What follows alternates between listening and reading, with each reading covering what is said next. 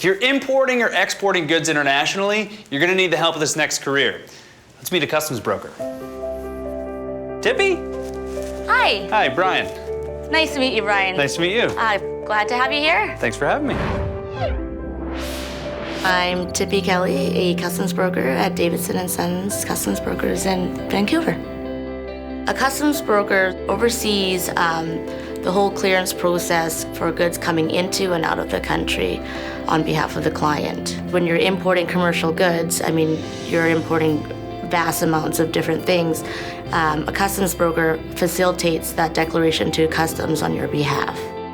I usually unpack all the stuff that I worked on over the weekend, answer as many emails as I can before the phone actually starts ringing. I get anywhere between 200 to 300 emails a day, and basically I'm fielding emails, sending out emails to set up pickups, keying in the entries that need to be done for the day, setting up the deliveries for the goods that have been released over the weekend, talking to my clients and updating them, and basically getting ready for the next day.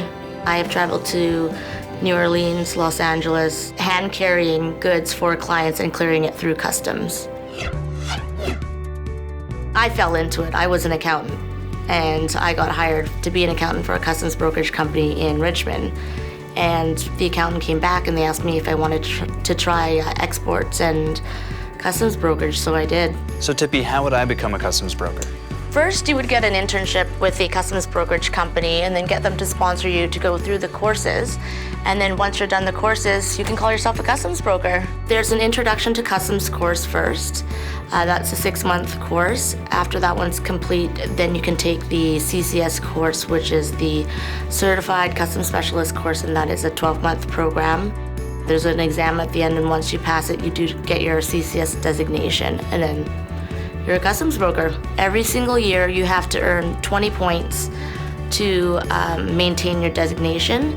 And by doing that, you would attend conferences, and there's a series of exams that are online, and that happens every 4 months. So as long as the exams are worth 5 points, the conferences are worth 5 points, so you just have to make sure you maintain the 20 points per year, and you keep your designation that way.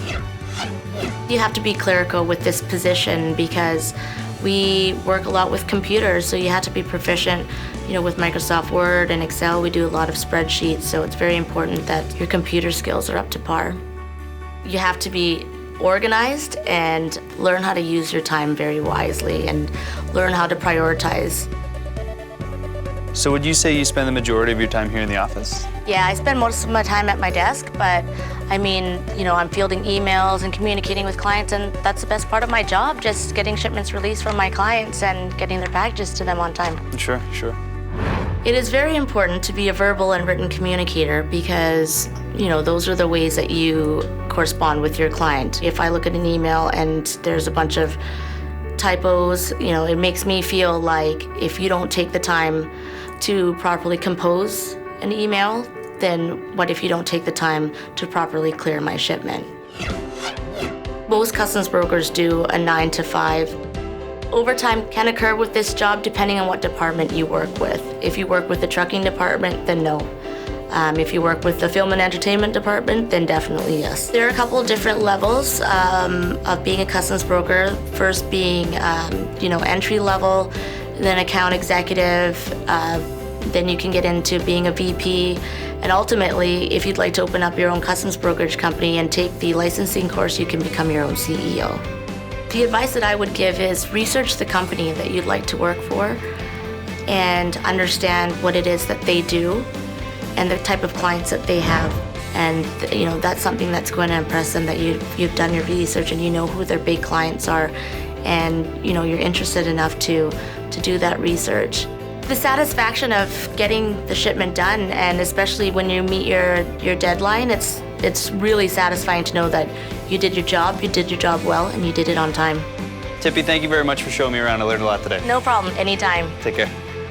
Once again, I'm Brian for Career Trek, reminding you that this career could be yours. See you next time.